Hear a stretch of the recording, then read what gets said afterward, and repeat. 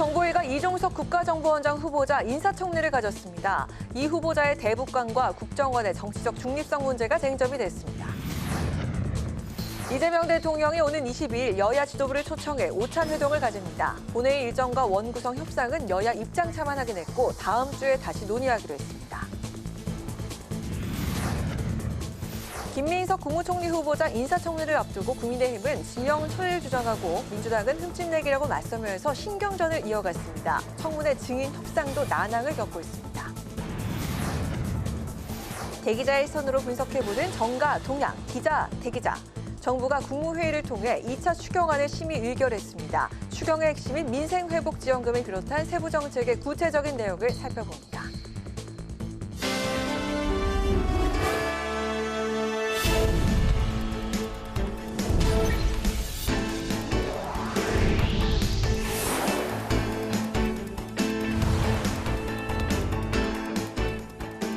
여러분 안녕하십니까? 6월 19일 목요일 국회 라이브 6 시작하겠습니다. 이재명 정부의 첫 국회 인사청문회가 열렸습니다. 국회 정보위원회가 이종석 국정원장 후보자 검증에 나선 건데요. 대북관이 쟁점이 됐습니다. 이 후보자는 굳건한 평화 구축과 국익 중심의 실용 외교 성공을 뒷받침하는 데 최선을 다하겠다고 밝혔습니다. 김동길 기자입니다.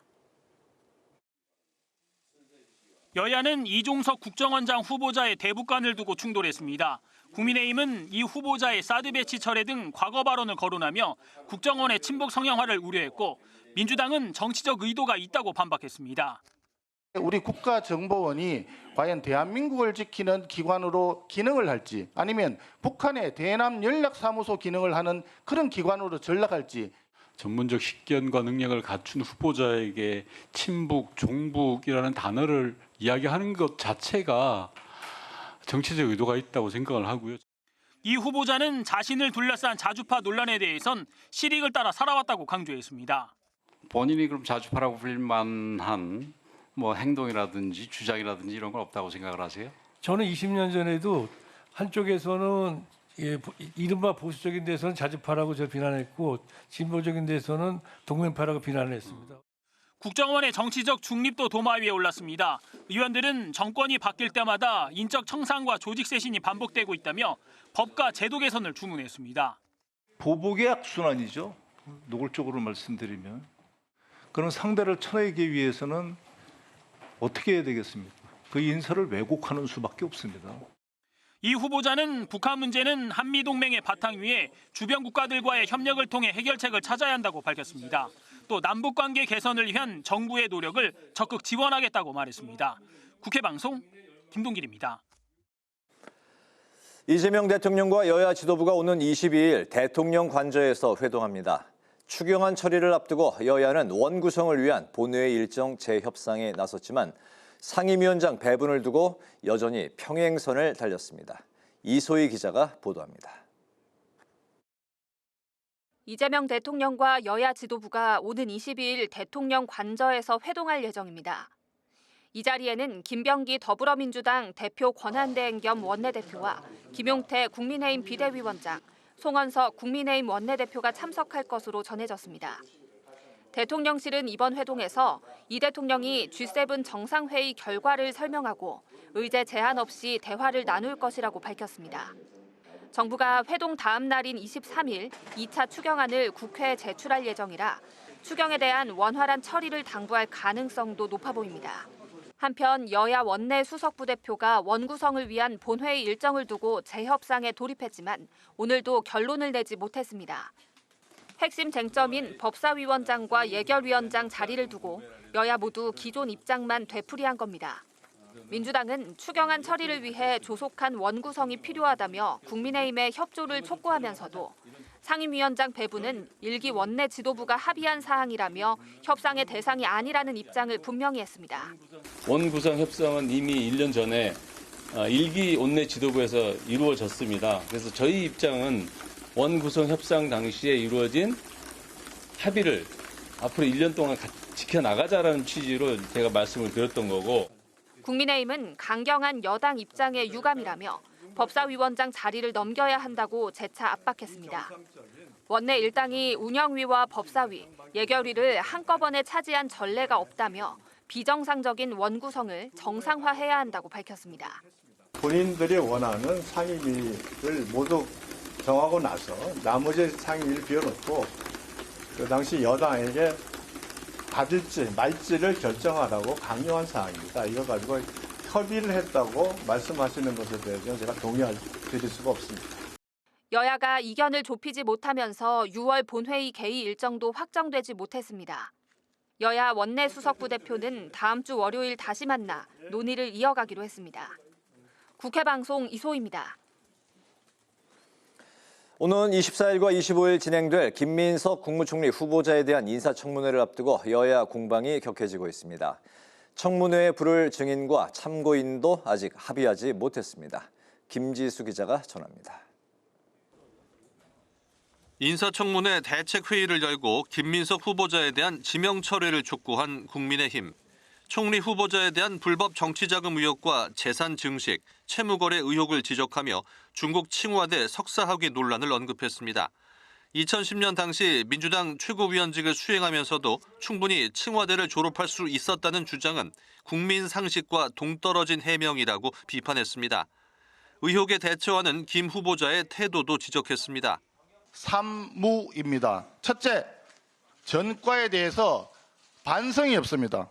둘째, 사실관계에 대한 성실한 소명이 없습니다. 셋째, 국민에 대한 두려움이 없습니다.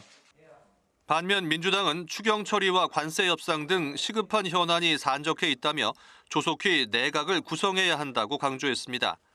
이를 위해 김민석 후보자에 대한 소모적 논쟁을 멈추라고 야당에 촉구했습니다.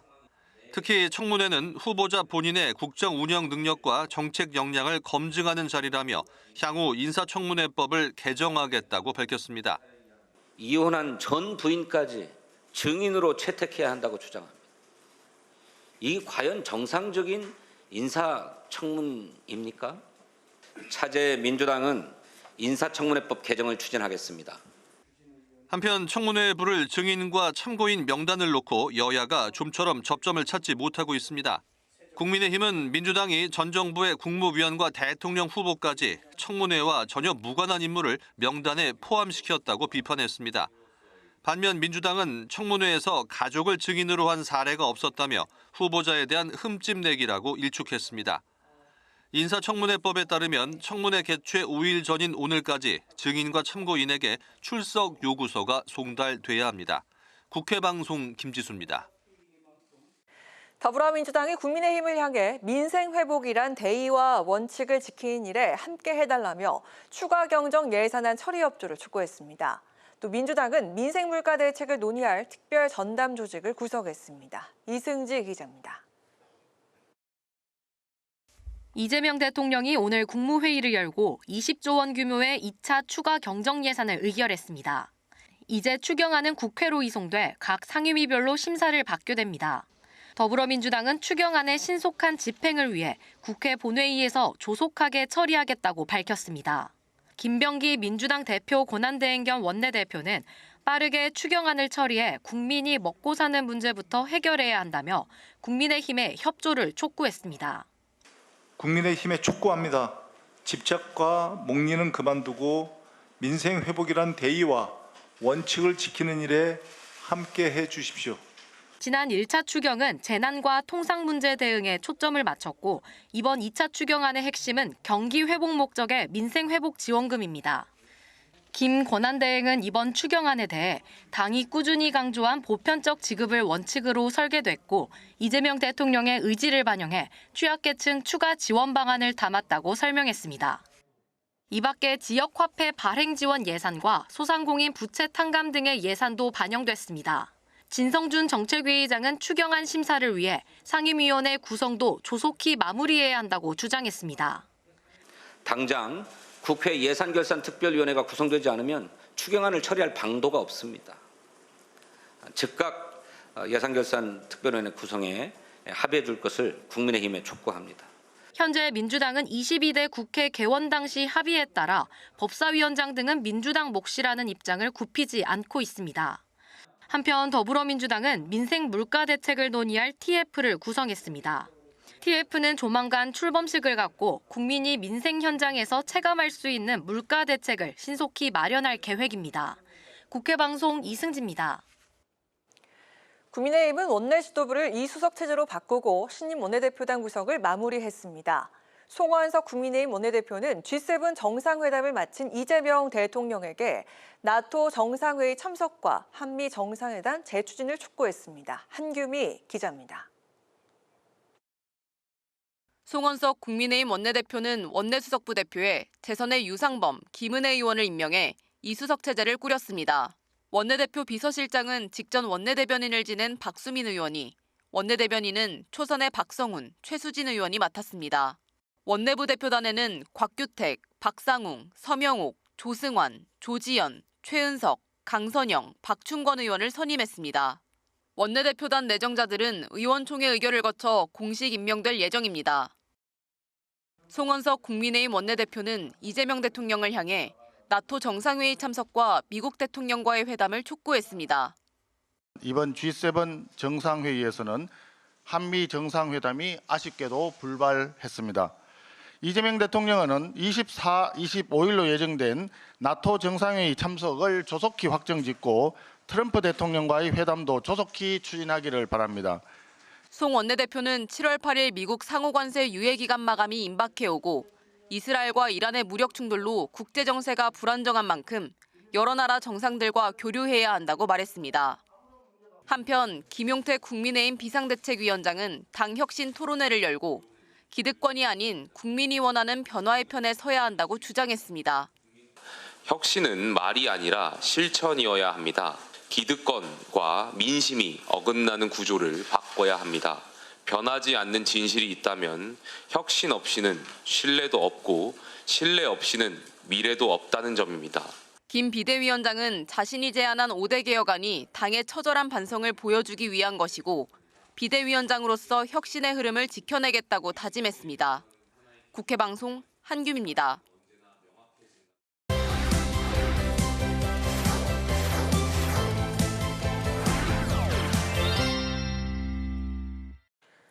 이슈픽 서은한 개공기자와 함께 계속 소통을 이어가고 있는 여야 이야기 해보도록 하겠습니다. 서은한 기자 안녕하세요. 네, 안녕하십니까? 네, 김병기 원내대표가 국민의힘 송원석 원내대표와 정례적인 만남을 갖기로 했고 또 협치를 하겠다 이렇게 이야기를 했습니다. 주 1회 소통을 갖기로 협의를 했는데요. 그런 와중에도 이견이 좀 읽힌다고요? 네, 그렇습니다. 이 새로운 정부가 들어섰고 여야 모두 이 새로운 원내대표에 또 당대표 선출까지 진행을 하고 있습니다. 이재명 대통령은 여야 원내대표에게 정례적인 모임을 제안하는 등 이제 모든 게 새로운 국면에 접어들면서 이 허니문 기간이다라는 평가가 나오고 있습니다. 김병기 원내대표, 제가 어제 말씀드렸던 이 더센 증감법에 대해서 오늘 한 인터뷰에서 국민의힘의 의견을 듣고 처리하겠다라고 인터뷰를 하는 등 이 제1여당인 민주당, 야당과 협치를 하겠다는 점을 거듭 드러내고 있습니다. 하지만 이 여야의 대치 국면을 넘기 위해서 가장 필요한 이슈는 이 법사위원장이라는 분석이 나옵니다. 이 송원석 원내대표, 원내 1당이 국회의장을 가지고 원내 2당이 법사위원장을 가져서 입법권 내에 상호 견제와 균형을 하는 게 오랜 관행이라면서 이 법사위원장을 국민의힘에 주면 다른 상임위원장의 자리를 협상카드로 내놓을 수 있다라는 입장을 내비치고 있지만요. 이 김병기 원내대표는 오늘 중앙일보와의 인터뷰에서 관행보다 중요한 게 원칙이라면서 합의로 정한 원칙대로 기재위를 달라고 하지 않겠다라면서 이 법사위원장을 달라는 제안을 사실상 거부를 했습니다.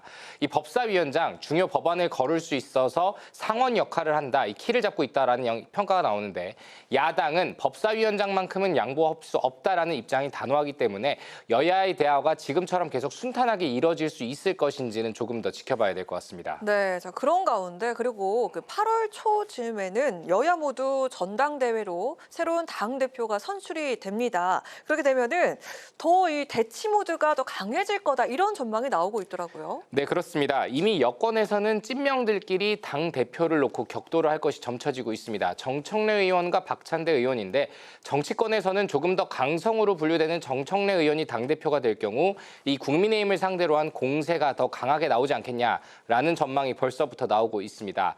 그리고 현재 국민의힘 후보에는 이 당 당대표 후보로는 김문수 전 고용노동부 장관과 한동훈 전 대표 등이 거론이 되고 있는데 이 김 전 장관은 대선 바로 다음 날부터 관악산에서 운동하는 모습을 영상으로 찍어서 공개를 하고 또 북한산 정상에 선 사진을 공유하면서 나이가 있지만 건강하다는 점을 보여주고 있습니다. 그리고 한 전 대표 역시 당원 배가 운동을 하면서 인스타 등 SNS를 활용해서 활발하게 소통을 시도하는 등 당권 장악을 준비하고 있다라는 평가가 나옵니다. 지금은 이 새 정부 출범 후 여야정 모두 소통을 시도하고 있지만 이 2달여가 지난 8월 초, 즉 새로운 당대표가 들어설 때 쯤이 되면 그동안 이뤄졌었던 각종 인사청문회와 또 여당이 지난 정부 때 거부권에 막혔었던 법안들을 다시 처리하는 이슈가 겹치게 되면서 다시 강한 대치 모드가 등장할 수 있다는 우려가 벌써부터 나오고 있습니다. 네, 그리고 새로운 정부가 등장하면서 가장 많이 바뀐 거, 가장 많이 변화한 게 대북 대응 전략일 것 같습니다. 그 당장의 대북 확성기도 중단부터 시켰죠. 네, 그렇습니다. 이 이재명 정부가 대북 전단 살포 중단을 압박하기 위해서 최근에 이 관계부처 회의도 열고 또 대북 전단 살포 예방 및 처벌 대책을 논의가 하면 이 경찰은요 대북 전단 살포 행위에 대해서 현장 지침서를 일선에 배포하는 등 이 달라진 대북 대응 전략이 조금씩 모습을 드러내고 있습니다. 그러다 보니까 국민의힘의 김건 의원, 이 외통위 간사죠. 최근에 이 문재인 정부에 대한 기시감이 드는 것 같아 두렵다라면서 이 원내대책회의에서 밝히기도 했었습니다. 그리고 자연스럽게 국회에서는 다시 이 대북전단 금지법이 거론되고 있습니다. 이 남북회담을 추진했었던 문재인 정부는요, 당시 이 대북전단 금지법을 추진해서 이 통과를 시켰었지만 헌법재판소에서 지난 2023년 이 대북전단 금지법이 표현의 자유를 침해한다며 위헌 결정을 내린 바 있습니다. 때문에 경찰은 일단 대북전단 살포 행위를 고압가스법과 재난안전법 또 항공안전법을 근거로 형사처벌한다라는 계획을 세워놓고 있지만 국회 일각에서 나오는 것은 이로서는 한계가 있다라는 겁니다. 여권에서 주로 나오는데 이재강, 김영배, 황명선, 양분남 민주당 의원과 윤종호 정혜경 진보당 의원 또 김준영 조국혁신당 의원은 어제 이 기자회견을 열고 대북전단 살포 금지 관련 개정법안에 대한 조속한 처리가 필요하다라고 촉구하기도 했습니다. 이 대북전단 금지법 통과는요, 우발적인 충돌을 막고 접경 지역의 주민들의 안전과 생존권을 지키기 위한 것이다라는 건데요. 이들은 이 밖에도 남북관계 발전법과 항공안전법 그리고 남북교류 협력법 등 이 남북관계를 회복할 수 있는 방안도 마련해야 된다라고 어제 촉구를 했습니다. 네. 한편 현재 22대 국회 개헌 이후로 대북전단과 관련된 법안은요, 남북관계 발전법 13건 등 모두 17건이 나와 있는데 대부분 상임위에서 계류 중인 상황입니다. 그 문재인 정부 기시감이 든다 이런 우려가 있다고는 하지만 이재명 정부가 과거 노무현, 문재인 정부 때와는 조금 다를 수 있다 이런 분석도 나오고 있는데 당장 그 북한의 러시아 공병 파병을 놓고 곧바로 그 대통령실이 우려를 표하지도 않았습니까? 좀 다를 수 있다라는 그런 관측이 있잖아요. 네, 그렇습니다. 이 대통령실, 북한이 러시아에 공병 병력과 군사 건설 인력 등 6천여 명을 추가로 파견하기로 한 것에 대해서 곧바로 우려할 일이다, 파견을 지지하지 않는다라는 입장을 냈습니다. 이재명 대통령 이 대선 때부터 이 윤석열 정부보다는 대북 유화책에 가까운 전략을 펼칠 것임을 시사해 왔지만 이 취임 후 곧바로 한미일 공군이 함께 훈련을 하는 등 기존의 더불어민주당이 한미 동맹은 강조하면서도 한미일 공조에는 적극적이지 않았던 행보와는 조금 다른 점을 보여주고 있다. 이런 평가가 나옵니다. 특히 이 이시바 시게루 일본 총리와의 회담 때에도요. 국교 정상화 60주년을 언급하고 북한 문제를 포함해서 이 지역의 여러 지정학적 위기에 대응해서 함께 나아가기 위해서 한미일 공조를 지속적으로 유지 발전시킨다라는 내용도 포함시켰거든요. 물론 아직 통일부 장관의 임명이 이뤄지지 않았고요. 또 대북 정책 경험이 많은 국정원장의 인사청문회도 진행되는 상황이기 때문에 이재명 정부의 대북 정책 방향은 인사가 끝나고 난 뒤에 제대로 윤곽이 잡힐 것이다. 이런 얘기가 나오고 있지만요. 외교에서도 실리를 내세우는 게 이재명 대통령의 스타일이기 때문에 과거 노무현, 문재인 정부 때와는 조금 다른 대북 정책이 등장할 수도 있다. 이런 전망이 조금씩 고개를 들고 있습니다. 네, 그렇군요. 오늘 이슈는 여기까지 들어보도록 하겠습니다. 서한한 기자와 함께했습니다. 고맙습니다.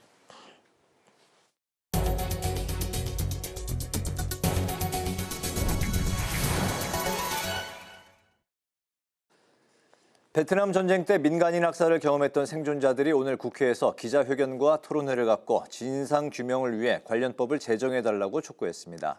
응우엔 티탄 씨 등 베트남전 생존자들은 한국을 상대로 민간인 학살 피해에 대한 국가배상 소송에서 1, 2심 모두 승소했다며 진실규명과 한국 정부의 진심 어린 사과를 원한다고 호소했습니다.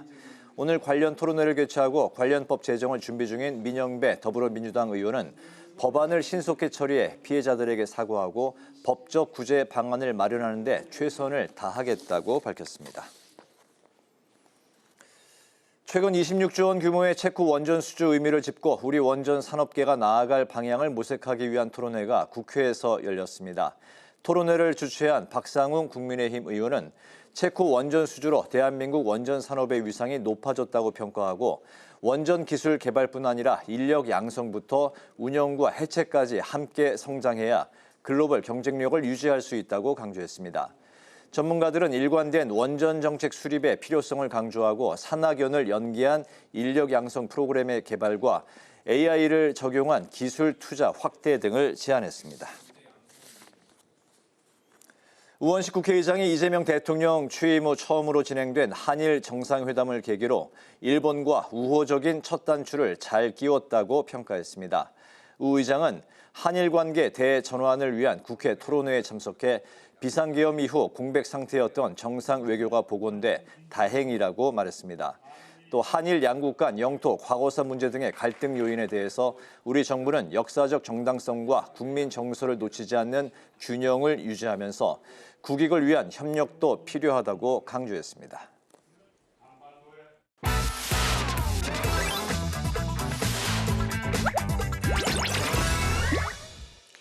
6월 19일 강아랑이 전해주는 정치권의 뜨거운 말말말 강아랑의 정치랑입니다. 오늘 첫 번째 주제는 친명 진검승부입니다. 민주당이 오는 8월 2일 전당대회를 앞두고 본격적인 당권 경쟁이 시작된 가운데 친명 간의 진검승부가 이목을 끌고 있습니다. 국회 법사위원장을 지낸 정청래 의원이 출사표를 던졌고 박찬대 의원이 출마를 고심 중인 상황 속 후보 등록 전부터 지지자들 간의 경쟁과 신경전이 치열한 분위기인 것으로 전해지고 있는데요. 많은 당원들께서 서로 비방하지 말자. 인기나 관계나 둘 다 이재명 정부의 성공을 위해서 노력하시는 분들이다라고 잠재우는 이런 현상까지 보이고 있기 때문에 너무 과열돼서 서로에 대해서 못 쓸 말만 하지 않았으면 좋겠다라는. 한 달도 안 됐는데 벌써 국민들의 눈에 당권 투쟁으로 비춰질까 봐 저는 좀 우려가 있습니다. 그래서 또 아름다운 전당대회를 좀 꿈꾸고 있습니다. 실제로 정청래 의원은 출마 선언 이후 강성 지지자들의 공격이 있었다고 밝히기도 했습니다. 집단지성이라는 게 그러지 않습니까? 근거 없이 저도 이제 깜짝 놀랐는데요. 정청래는 왕수박이다. 예를 들면 이런 이제 공격들이 있었나 봐요. 근데 정청래가 왕수박이면 도대체 어떻게 하자는 말이냐. 그래서 정화가 지금 돼가고 있고. 민주당 원로인 유인태 전 의원은 정청래 의원이 너무 강성 이미지라면서 좀 부드러운 사람이 됐으면 좋겠다는 흐름이 있다는 당내 분위기를 전하기도 했습니다. 어느 분이 된다고 하더라도 이재명 대통령과 호흡을 맞춰가면서 어쨌든 국정을 개혁하고 또 하는데 역할을 할 수 있는 역량이 있다고 생각합니다. 지금 뭐 권리당원들이 가장 요구하는 거는 좀 보다 과감한 개혁 아니겠습니까? 본격적으로 민주당의 권력 재편 경쟁이 펼쳐지면서 지지자들 간의 미묘한 신경전까지 이어지고 있는 민주당 전당대회. 친명 간의 진검승부는 과연 어떻게 흘러갈까요? 이어서 오늘 두 번째 주제는 쇄신의 방법론입니다. 송원석 국민의힘 신임 원내대표가 원내기구로서 혁신위원회 구상 방침을 세운 데 대해서 김용태 비대위원장은 5대 개혁안 전당원 여론사를 여전히 강조하고 있습니다. 당내 쇄신 방향을 두고 지도부 투톱이 갈등을 표출하고 있다는 해석이 나오고 있습니다. 김용태 비대위원장이 제시한 그 혁신안을 추진하기 위해서는 뭔가 정당성이 있는 기구가 해야 되잖아요. 일단은 원 중심으로 해서 혁신위원회를 발족을 시키고 그 당대표가 그것을 인수받아서 그 혁신 작업을 계속 이어나가는. 하지만 김용태 위원장은 자신이 내건 5대 개혁안이 좀처럼 진척되지 않는 상황에서 내부 쇄신의 필요성을 거듭 강조하고 나섰습니다. 혁신은 말이 아니라 실천이어야 합니다. 기득권과 민심이 어긋나는 구조를 바꿔야 합니다. 비상대책위원장으로서 이 혁신의 흐름을 끝까지 지켜내겠습니다. 송원석 원내대표는 김용태 위원장과의 혁신을 위할 생각이 크게 다르지 않다면서 갈등 양상은 악의적인 프레임이라고 반박했는데요.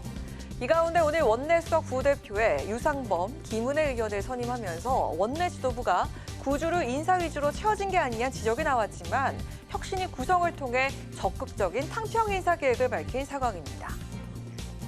당내 국회의원들도 김용태 비대위원장의 혁신안을 포함해서 다른 혁신안까지도 혁신위원회를 구성해서 논의를 하자 하는 것에 조금 공감대가 형성되고 있는 것 같습니다.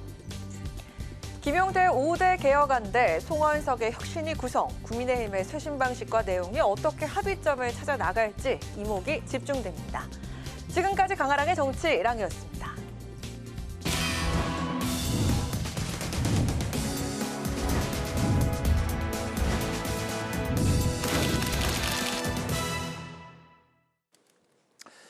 정치권 동향을 대기자의 시선으로 짚어보는 기자 대기자 시간입니다. 오늘도 성한용 한겨레 신문 선임 기자, 최병묵 전 TV조선 해설위원 두 분과 함께하겠습니다. 어서 오십시오. 반갑습니다. 네, 안녕하세요. 네, 오늘 성 의원님께서 발제해 오셨죠? 예, 국회에서 2차 추경안 처리가 있었고요. 또 국정원장 후보자죠. 이종석 후보자에 대한 청문회에서 여야가 공방을 벌이고 이런 정치 현안 갖고 토론을 해보면 될 것 같습니다. 네.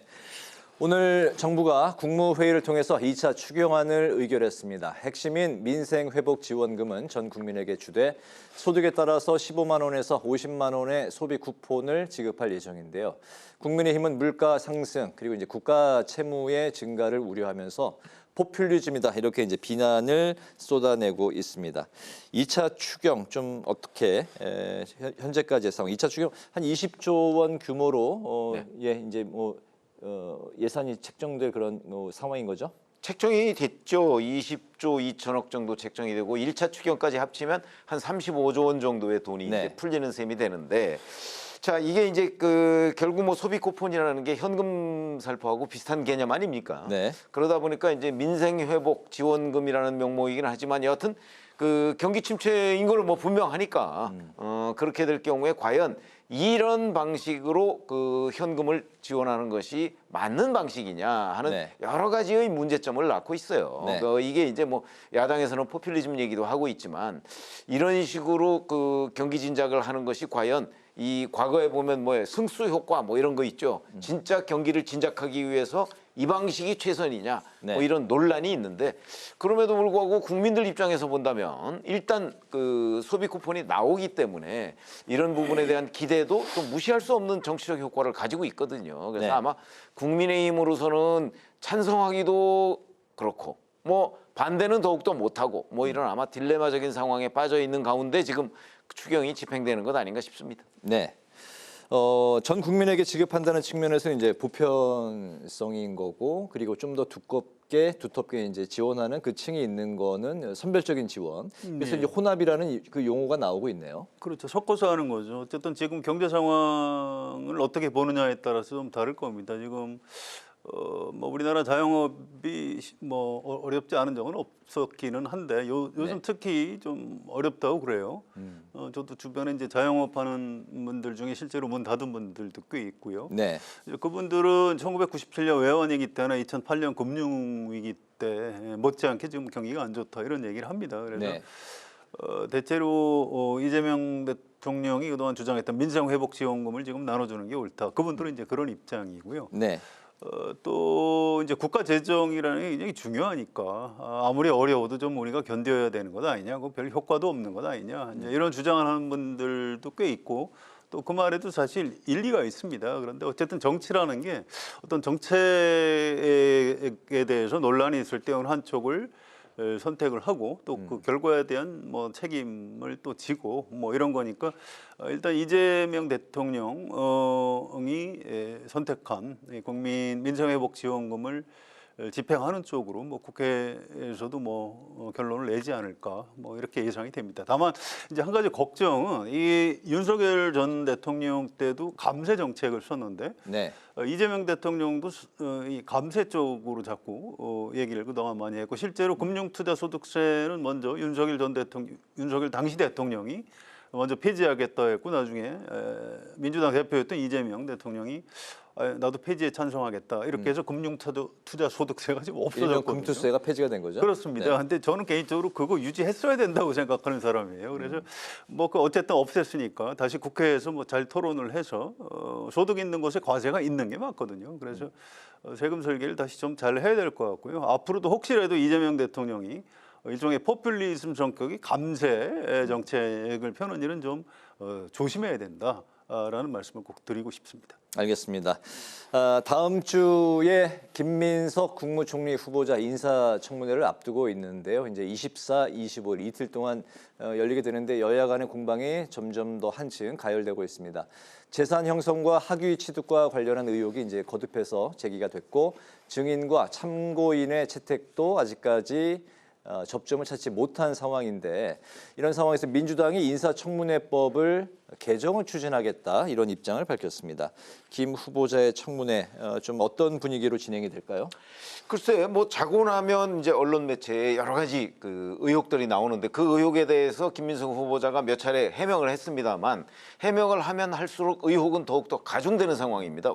왜냐하면 분명한 본질적이고 핵심적인 부분에 대한 해명을 못하고 있기 때문인데 그중에서 특히 이제 돈 문제입니다. 결국 빌린 돈이라는 그 문제를 어떤 식으로든 설명이 안 되고요. 그다음에 2020년 본인의 그 재산 등록 갔던 거와 2025년 재산 등록이 워낙 차이가 많기 때문에 그럼 그동안의 생활은 어떻게 했느냐는 부분, 수입과 지출의 불균형 뭐 이런 부분에 관해서 뭐 수입이라는 거야 신고한 대로 뻔히 있는 거 아닙니까? 근데 그 실제 쓴 돈은 그거보다 2배 이상 많은 것.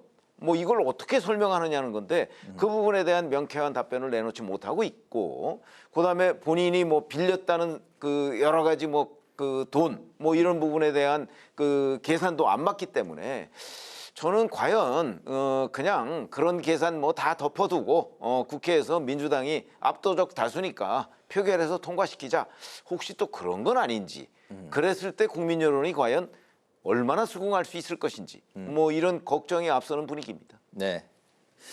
민주당이 이제 뭐 현재 분위기로서는 별 문제가 있어 보이지는 않는다 그런 이야기들을 이제 그 언론에 이야기를 하고 있는데 가장 큰 쟁점은 송 의원님은 어떤 부분이라고 보십니까? 그래서 뭐 민주당 의원들이요 대외적으로요 별 문제 없다 이렇게 방어할 수밖에 없겠죠. 그런데 따로 물어보면 걱정들을 많이 하더라고요. 다만 지금 청문회 전에 미리 해명을 하면은 오히려 그 해명이 의혹을 증폭시킬 가능성이 있기 때문에 인사청문회에서 한꺼번에 좀 해명을 내놓을 것 같다 이렇게 긍정적으로 보는 시각도 있어요. 그래서 좀 두고 봐야 될 것 같아요. 원래는 이제 후보자 본인이 하루에 한 가지씩 해명을 하겠다 이제 그런 입장이었습니다. 예. 그렇다 뭐 한꺼번에 인사청문회에서 하는 게 좋겠다 뭐 이런 식으로 좀 흐름이 바뀐 모양이고요. 이게 이제 그 전에 우리 고위공직자 후보자들이 이제 가장 많이 문제가 됐던 게 뭐 위장 전입, 뭐 부동산 투기 수성 위장 전입 또는 이제 자녀 학교 진학을 위한 뭐 위장 전입 또는 뭐 논문 표절 이런 게 많았는데 사실 그런 거는 뭐 해명이랄 것도 없어요. 인정하고 잘못했습니다. 이렇게 하면 넘어가 주는 경우가 많은데 이건 이제 돈 문제입니다. 그것도 액수가 꽤 커요. 그래서 이거를 다음 주 이틀 동안 청문회에서 대략 윤곽에 대해서 이제 설명을 하면 그 얘기를 들어보면 상식적으로 우리 국민 상식적 시각에서 판단을 할 수가 있을 겁니다. 거기에서 뭐 이른바 기타 소득이라는 게 뭐 저렇게 좀 있었나 보다라고 이제 좀 납득을 하게 되고 또 이재명 후보자, 김민석 후보자 본인이 이런 부분 제가 참 그 투명하게 처리를 못했는데 굉장히 좀 죄송합니다 이렇게 태도를 좀 이렇게 누그러뜨리는 이 국민 앞에 좀 사과를 하는 이런 모습을 갖추고 이제 이렇게 하면은 뭐 넘길 수도 있을 것 같아요. 좀 뭐 두고 봐야 될 것 같고요. 근데 한 가지 이제 김민석 후보자 입장에서 역지사지해놓고 생각하면 약간 다행인 게 우리 일반 국민의 기대치가 김민석 후보자한테 대해서 그렇게 높은 것 같지는 않아요. 뭐 본래 뭐 정치도 오래 했고 좀 이렇게 험하게 살았다. 이제 과거에 문재인 대통령하고 조국 법무부 장관 후보 때 그때하고 좀 대비를 해보시면 알 겁니다. 그때는 이제 문재인 대통령이나 조국 교수나 굉장히 좀 잣대를 청렴하게 네. 살아온 인생이었기 때문에 그런 여러 가지 의혹에 대해서 이제 국민 상당수가 분노하고 있는데 지금은 그런 상황은 아닌 것 같아요. 그래서 이거는 김민석 후보자가 있는 그대로 정직하게 이렇게 설명하고 겸손하게 잘못된 부분에 대해서 사과를 하고 이렇게 하면 넘길 수도 있는데 뭐 모르겠습니다. 다음 주 화요일 수요일 날 좀 지켜보고 뭐 다음 주에 한번 다시 얘기를 해야 되지 않을까. 글쎄 저는 이제 그 부분에 동의할 수 없는 게 이게 사실은 핵심적인 그 의혹은 돈 문제란 말이죠.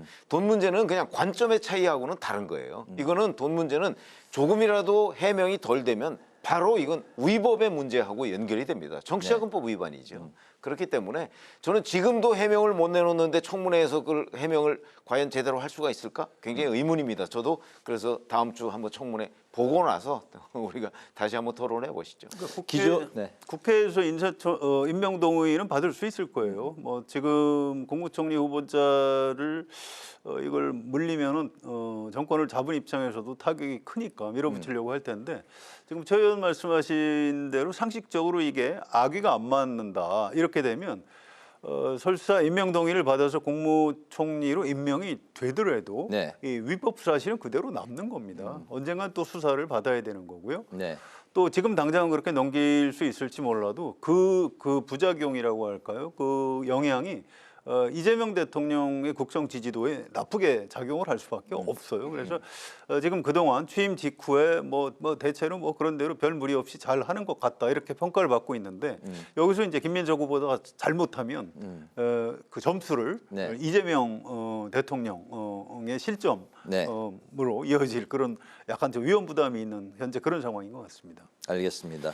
기존에 이제 민정수석이 초기에 집권 초기에 이미 그 낙마한 사례가 있기 때문에 아무튼 이재명 대통령도 상당히 부담을 많이 안게 되는 그런 상황이 됐는데 어쨌든 다음 주 이틀 동안의 청문회 상황을 지켜보도록 하고 오늘 그 또 다른 인사청문회가 이미 이제 시작이 됐습니다. 오늘 국회에서는 이종석 국정원장 후보자 인사청문회가 열렸는데 야당은 13번의 방북 기록을 뒤늦게 제출한 점을 문제 삼았고 또 대북관을 집중 추궁했습니다. 또 이제 최근 5년 동안에 여러 번 16번의 도로교통법을 위반한 걸 두고 공방을 벌였습니다. 이종석 후보자 인사청문회 좀 어떻게 될까요? 일단 오늘 아까 제가 알기로는 오후에 마무리된 걸로 알고 있고요.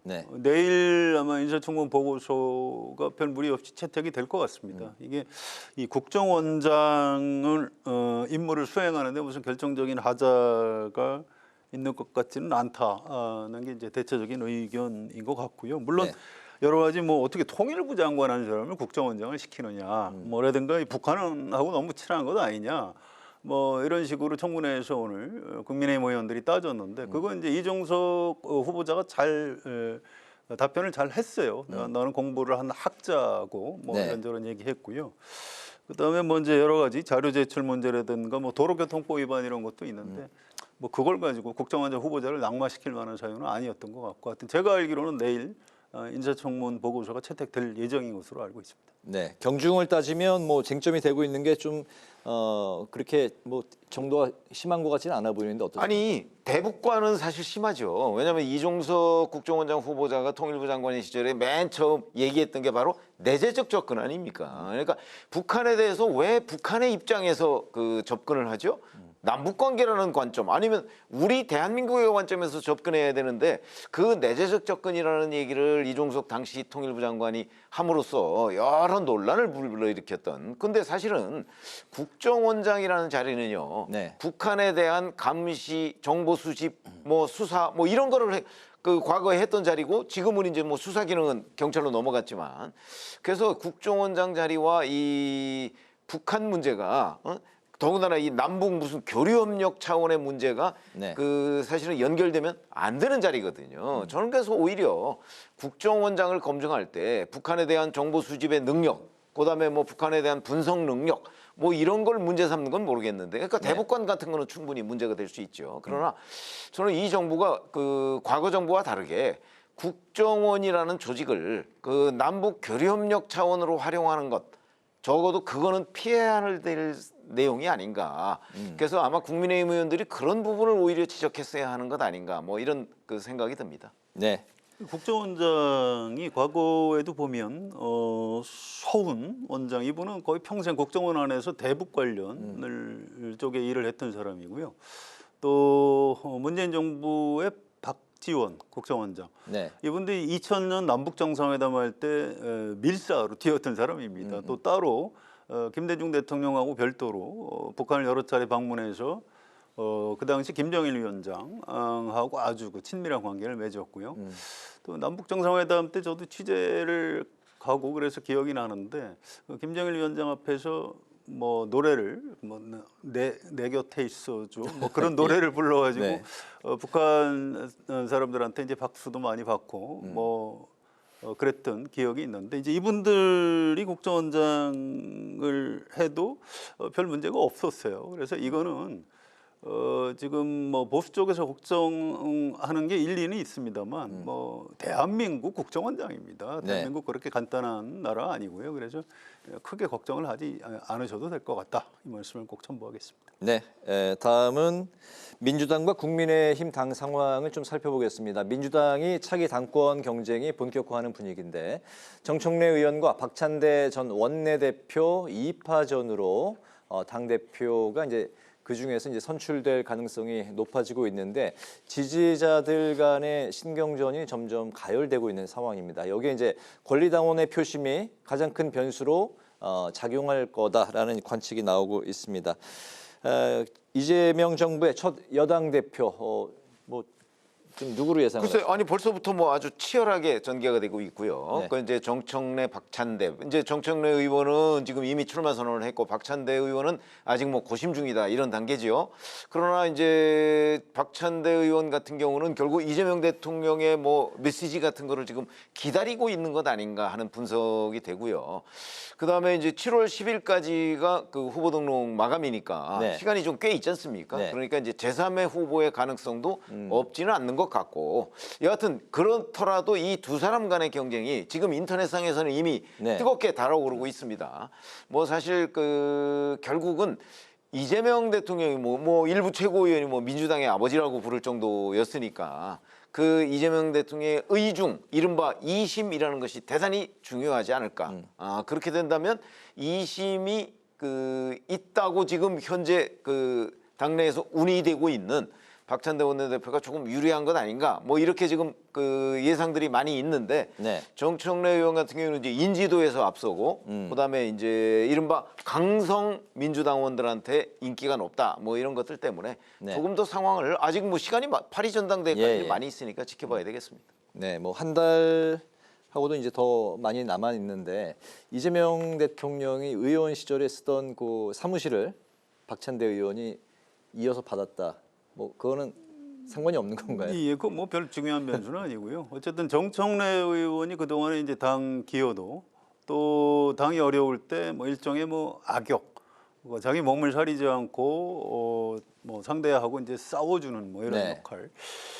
뭐 이제 이런 것 때문에 그동안 권리당원들한테 절대적인 지지를 받았던 건 사실입니다. 사실인데, 최근에 이제 정청래 의원이 대표를 하는 것하고, 그다음에 이제 그렇게 정청래 의원이 싸움을 좀 심하게 하다 보니까 좀 이렇게 중도층 유권자들한테는 조금 뭐 좀 비호감 지도가 있는 것 아니냐, 이런 걱정스러운 시각들이 있었던 것 같아요. 그런 차에 박찬대 전 원내대표가 정청래 의원 못지않게 이재명 대통령 만드는 데 기여한 것 아니냐. 네. 이게 권리당원들 사이에서 급속히 여론이 형성이 됐고요.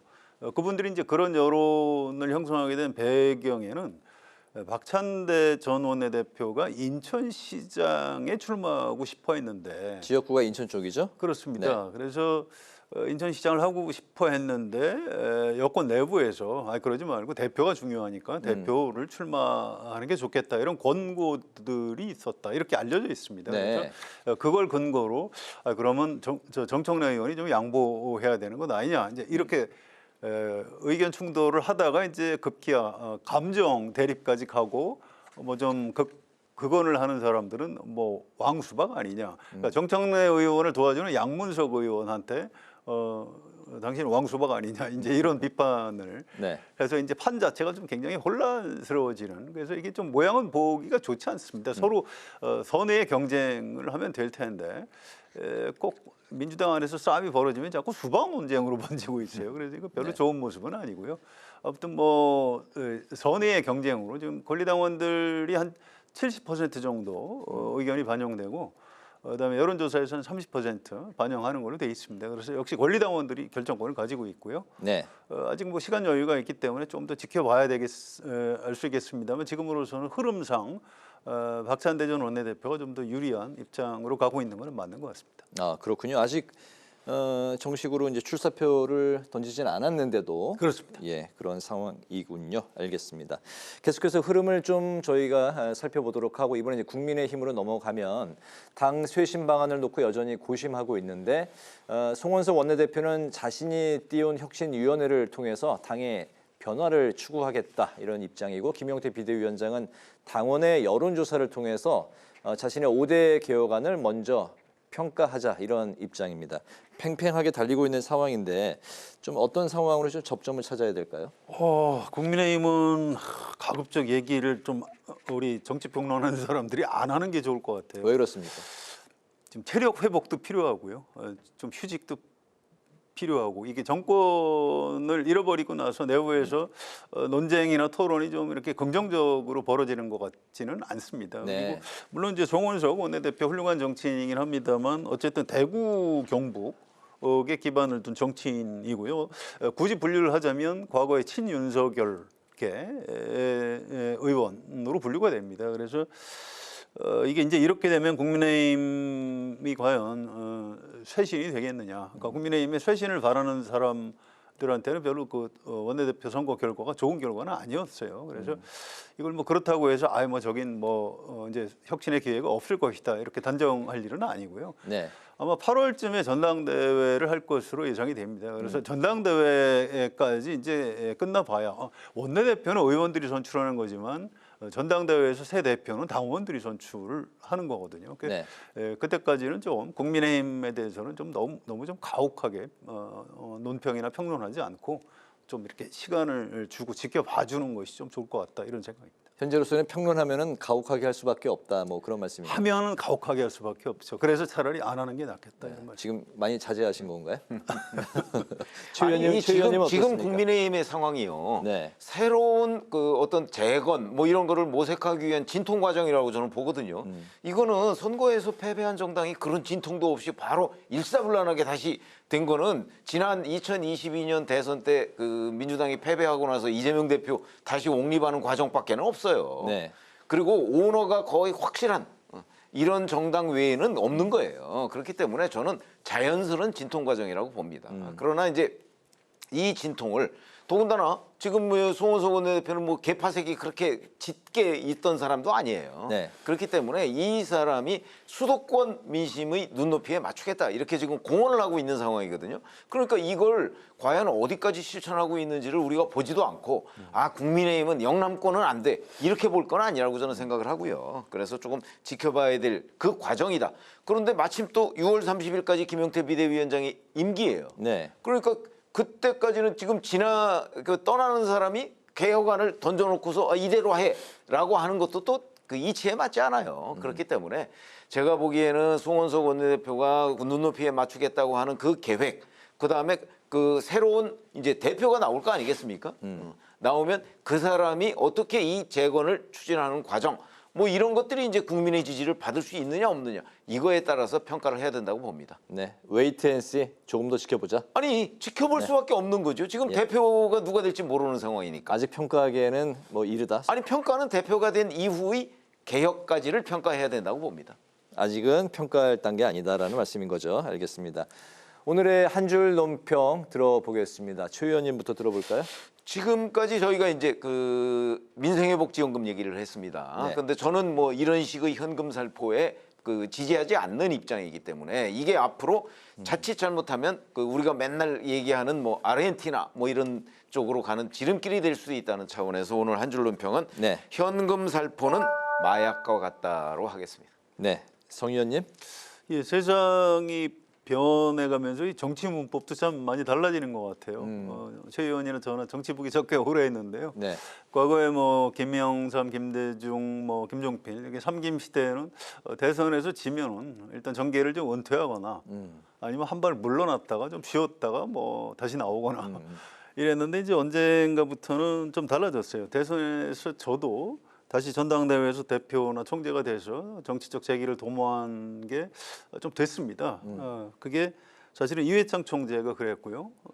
문재인 대통령도 2012년 대선 지고 나서 대표 했고 이제 그걸 기반으로 또 당선이 됐고 홍준표 자유한국당 대선 후보로 참패했는데 또 당 대표가 됐고요. 지난번 이제 이재명 대표도 그랬고. 근데 이 가만히 보니까 8월 전당대회에서 김문수 전 후보가 출마할 것 같다고 하고요. 출마하면 또 당선될 것 같다 이런 얘기를 해요. 그래서 네. 이게 사실 좀 걱정스러운 대목이 있습니다만 어쨌든 하나의 현상이기 때문에 네. 제가 오늘 한 줄 논평은 대선 지고 대표되는 게 유행 이렇게 말씀드리겠습니다. 알겠습니다. 기자, 대기자, 지금까지 성한용 한겨레신문 선임기자, 최병묵 전 TV조선 해설위원 두 분과 함께 오늘의 전국 현안 살펴봤습니다. 말씀 잘 들었습니다. 고맙습니다. 오늘 국회 라이브 6도 여기서 마치겠습니다. 시청해 주신 여러분 고맙습니다.